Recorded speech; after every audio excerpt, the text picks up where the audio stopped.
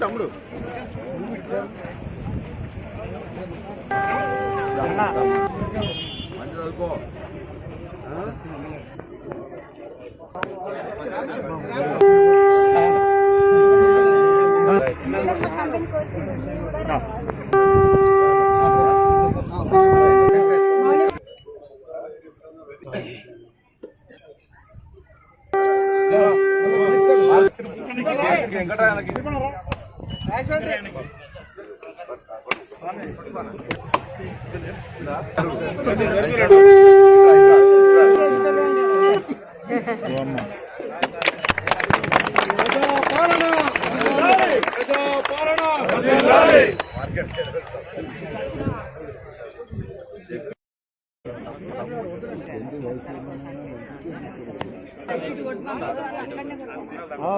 లైట్లు ఆడేయాలి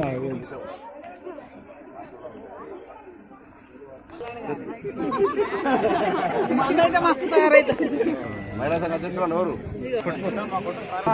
లేడీస్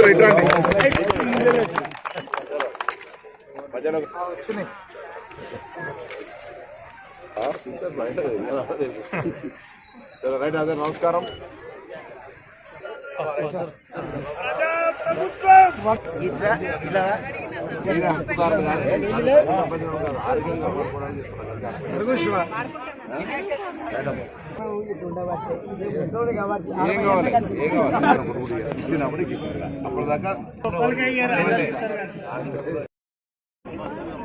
కోహెడ మండలంలోని బస్వాపూర్, సముద్రాల, అదేవిధంగా పందిళ్ళ, పోతారం గ్రామాల లోపల చాలా కాలంగా పెండింగ్ ఉన్నటువంటి స్ట్రీట్ లైట్స్ను కొంత నిధులు కనెక్షన్ కొరకు కేటాయించి ఈరోజు ప్రారంభించుకోవడం జరిగింది.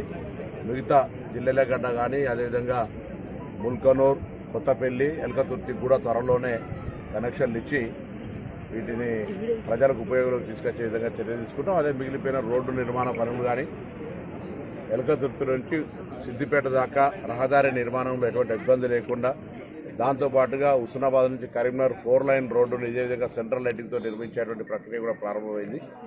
ఈ విధంగా హుస్నాబాద్ సంబంధించి 4 జిల్లాల మధ్యలో దీన్ని అభివృద్ధి చేయాలనేటువంటి ఆలోచనతో సాగుతున్న ఈ సందర్భంగా తప్పకుండా ఇంకా విద్యా సంస్థలు కానీ, ఇతరత్ర టూరిజం పరంగా కానీ, పారిశ్రామిక పరంగా కానీ అన్నిటికంటే ముఖ్యం ఈ ప్రాంత ప్రజలందరికీ అవసరమై ఎదురు చూస్తున్నటువంటి గవర్నమెంట్ని కూడా అతి తొందరలో పూర్తి చేసే విధంగా అన్ని రకాల చర్యలు తీసుకుంటా ఉన్నాం.